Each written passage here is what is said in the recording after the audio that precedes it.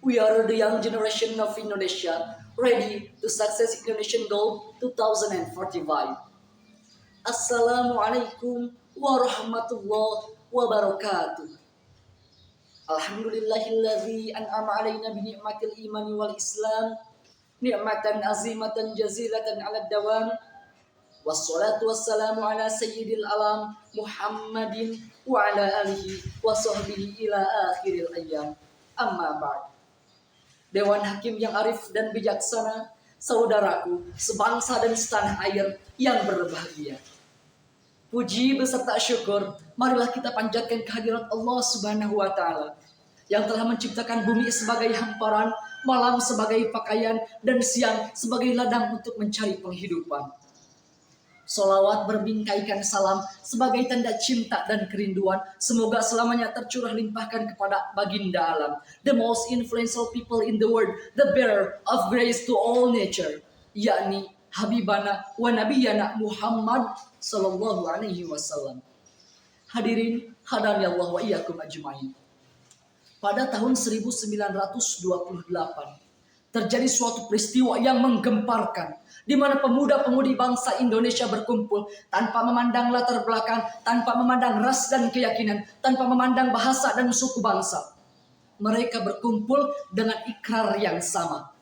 Inilah peristiwa Sumpah Pemuda, yang merupakan manifestasi tekad dan keinginan bangsa Indonesia untuk menentukan identitas dan harga diri bangsa. Akan tetapi dewasa ini, generasi muda bangsa seolah kehilangan jati diri. Globalisasi perlahan mengikis identitas, westernisasi perlahan menggerogoti moralitas. Inilah masalah genting yang harus kita hadapi saat ini. Oleh karena itu, untuk menjawab persoalan tersebut, dalam kesempatan kali ini saya akan membawakan sebuah pidato bertajuk Pendidikan Karakter sebagai upaya membangun identitas menuju Indonesia Emas. Hadirin hadani Allah wa iyyakum ajmain.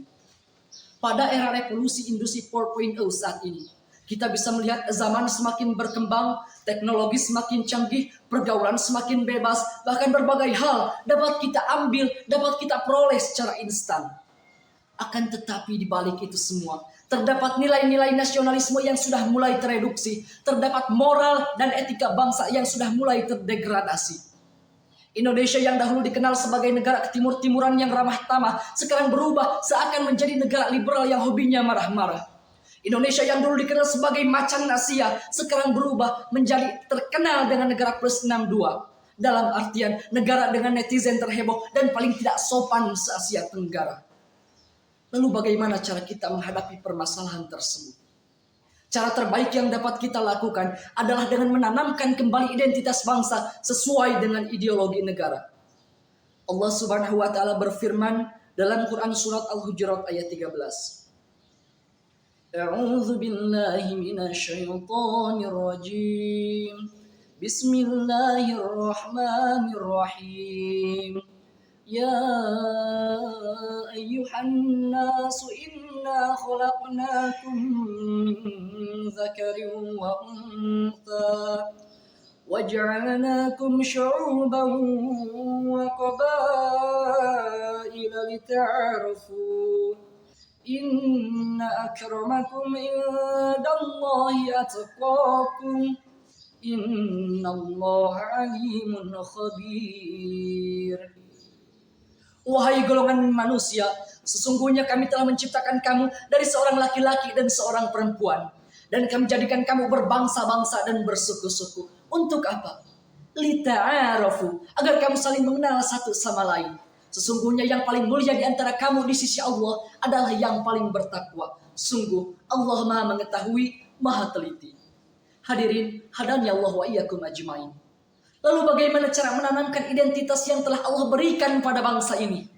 Tiada lain adalah melalui pendidikan. Pendidikan sebagai usaha yang dilakukan untuk membentuk dan mengembangkan potensi peserta didik tidak hanya berorientasi pada terciptanya generasi yang intelek, tetapi juga bertujuan untuk membentuk karakter generasi bangsa yang berakhlak. Para peserta didik harus memahami bahwa ketuhanan yang Maha Esa berarti Indonesia bukanlah negara sekuler. Indonesia memiliki berbagai macam agama. Toleransi menjadi inti dari pengimplementasiannya. Kemanusiaan yang adil dan beradab mencerminkan bahwa setiap orang mempunyai hak yang sama untuk diperlakukan sesuai harkat martabatnya tanpa dibeda-bedakan berdasarkan latar belakang.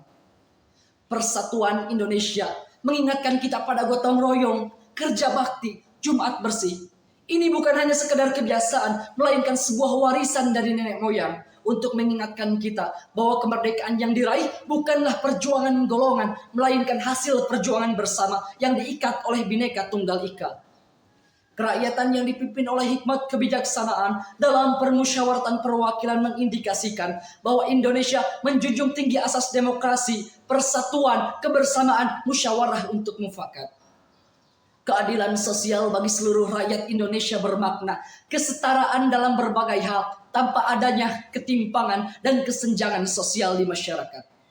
Dengan optimalisasi pendidikan karakter melalui pemahaman makna dari Pancasila, tentu saja ini menjadi kunci penting bagi kita untuk bisa membangun identitas di tengah era transformasi yang semakin deras. Hadirin, hadani Allah wa iyyakum ajmain. Dapat kita simpulkan bahwa untuk menghadapi tantangan zaman yang semakin besar, penguatan identitas melalui pendidikan karakter tentu saja menjadi fondasi yang kuat untuk memperkenalkan Indonesia di kancah internasional. Pengajaran mengenai nilai-nilai Pancasila dan juga budaya bangsa tentu saja menjadi kunci penting untuk bisa membangun Indonesia emas yang beridentitas. Hadirin, hadani Allah wa iyyakum ajmain. Sekian uraian yang dapat saya sampaikan. Semoga dapat bermanfaat dan terima kasih atas perhatiannya. Akhirul kalam, unzur makila wala tanzur man qala. Billahi taufiq wal hidayah. Wassalamualaikum warahmatullahi wabarakatuh.